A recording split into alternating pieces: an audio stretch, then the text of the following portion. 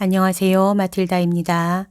오늘도 이어서 책 연옥 실화 읽어드리겠습니다. 연옥 영혼을 위로하는 이유 지금부터 시작합니다. 구제자의 권리. 우리는 죽은 이를 천국에 보낼 수 있는 열쇠를 쥐고 있다. 즉 기도를 하고 하느님께 그들의 구원을 청하면 그들은 천국에 들여지는 것이다. 정말 잘 들어두어라. 너희가 내 이름으로 아버지께 구하는 것이면 아버지께서 무엇이든지 주실 것이다. 요한복음 16장 23절. 드리텐틴 공의회는 선언하였다. 연옥은 존재한다. 이 연옥에 있는 영혼들은 생존자의 기도와 특히 미사 성제로서 도움을 받는다. 우리가 가지고 있는 권리는 위대한 것이다. 우리는 하느님의 명령에 의한 소방수이다. 이승불에는 도저히 비길 것이 못 되는 연옥 불을 어떤 영혼을 위하여 아주 꺼주거나 혹은 누그러뜨릴 수 있는 소방수이다. 국왕이 대사를 베풀어 죄인을 사해 줌은 감탄할 권력이다. 그러나 우리도 우리 자신이 원하기만 하면 연옥의 감옥으로부터 몇 사람이건 영혼을 자유롭게 해주고 천국에 들여줄 수 있는 것이다. 하느님의 사랑. 연옥 영혼은 구세주의 성혈로 속량되고 예수 그리스도의 사랑스러운 자녀가 된 자이다. 한시라도 빨리 천국에 들여지면 들여질수록 하느님께선 기뻐하신다. 적의 포로가 된 왕자가 충성스러운 신하 때문에 구출되고 중병의 아내가 완치되었을 때의 왕과 남편의 기쁨은 크다. 그러나 하느님께서 연옥 영혼이 천국에 들여지는 것을 기뻐하시는 데에는 도저히 비길 수 없다. 하느님께서는 이를 구해준 자 위에 큰 은혜를 내리신다. 성 피에르 드 브누아는 말했다. 연옥 영혼에 대한 신심은 하느님의 영광에서 보아 이교 나라들에게 선교하는 사업에 뒤지지 않는다. 오히려 다른 면에서 본다면 이보다 더 낫다. 왜냐하면 하느님 대전에서 연옥 영혼은 미신자의 영혼에 비할 수 없을 만큼 품격이 높은 것이니까. 우리의 기도와 선업으로 조금이라도 빨리 영혼을 천국에 들여보낼 수 있다면 그것은 하느님께 대한 최상의 사랑의 증좌이다. 연옥 영혼에 대한 신심은 하느님께 대한 우리 신앙의 바로미터이다. 이에 열심한 자는 하느님께 대한 사랑도 깊고 이에 미지근한 자는 하느님께 대한 사랑도 미지근하다. 만일 전혀 관심이 없다면 그것은 하느님을 사랑하지 않는 자라고 할 수밖에 없다. 죽은 이에 대한 사랑. 예수께서는 사흘 전부터 끼니조차 잊고 가르침을 듣기 위하여 뒤따라온 사람들을 보시고 측은히 여기시어 빵을 많아지게 하시어 5,000명이 넘는 사람을 배부르게 하셨다. 연옥에는 수천, 수만 명이 고생하고 있다. 또 그 괴로움은 세상 마칠 때까지 계속되는 것이다. 그러니 우리도 이들을 불쌍히 여겨 그들을 구해주기 위해 분발한다면 크나큰 사랑의 사업을 하는 셈이다. 그러니까 우리는 완전히 잊혀지고 아무도 기도해주지 않는 영혼을 위하여 또 가장 가까운 시일 내에 천국에 들어갈 영혼을 위하여 그 밖에 모든 영혼을 위하여 기도해야 한다. 우리가 약속을 지키지 않기 때문에 연옥에 있는 영혼도 있을 것이다. 그들을 구해주는 일은 양심의 중요한 책임이다.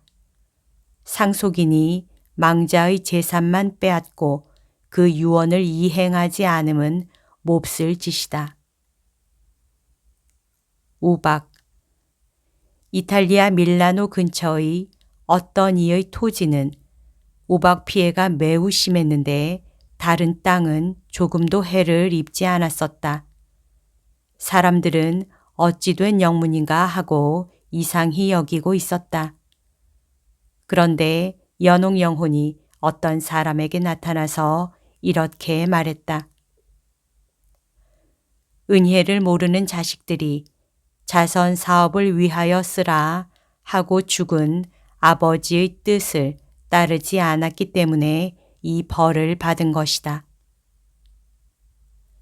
페라라 시의 유령. 이탈리아 페라라 시의 제일 훌륭한 저택에 밤이 되면 큰 소음이 난다. 집 주인은 여러 가지로 손을 써봤으나 아무리 해도 그치지 않는다. 그래서 아무도 살려는 이가 없었다.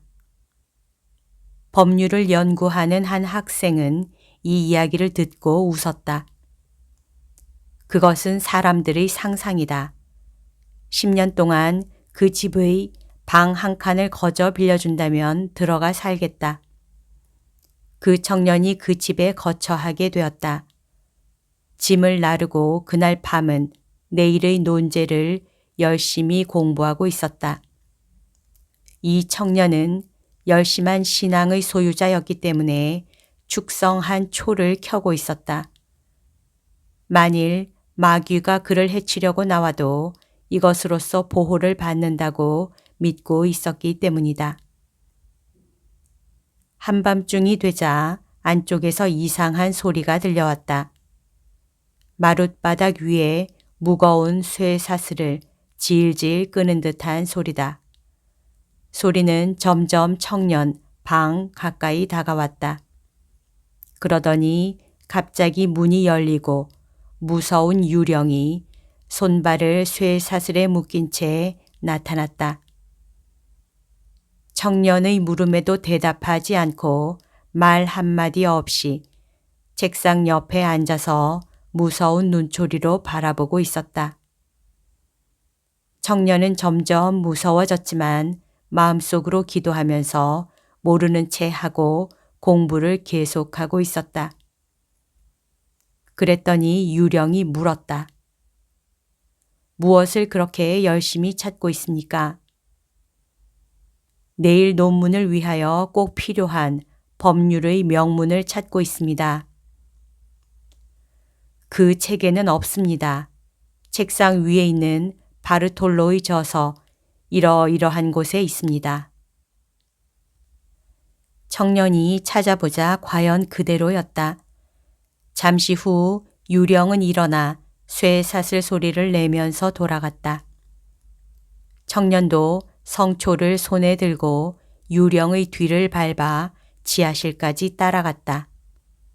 가보니 땅바닥이 절로 열리고 유령은 그 속으로 사라졌다. 청년은 거기에다 성초를 두고 자기 방으로 돌아왔다.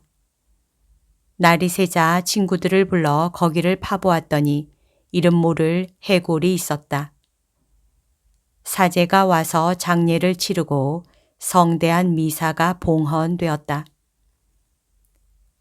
연옥에서 잊히고 있던 영혼이 사람들의 기도를 청하기 위해 하느님의 특별한 허락으로 나타났다고 모든 이들은 믿고 있었다. 보은. 성 비안네는 말한다. 자녀가 제 부모에게 어찌 감사의 눈물을 흘리지 않을 수 있으랴. 부모가 우리를 양육하기 위해서 겪은 노고와 근심 걱정은 이루다 말할 수 없다. 그러나 실제로 부모의 영혼을 구하기 위하여 애쓰는 자녀는 적다. 부모 다음으로는 은인과 벗들이 빨리 영원한 행복을 누릴 수 있도록 우리는 기도해야 한다. 성녀 안나 마리아 타이지는 말한다. 연옥 영혼에 대하여 깊은 신심을 가지십시오. 이 신심은 당신과 당신의 가족에게 크나큰 재앙을 면케하는 필요침입니다. 여기까지가 오늘 들려드릴 내용입니다. 가톨릭 출판사에서 나온 책 연옥 실화에 실려 있습니다. 오늘도 하느님의 뜻 안에서 서로 사랑하는 하루 보냅시다. 사랑합니다. 축복합니다.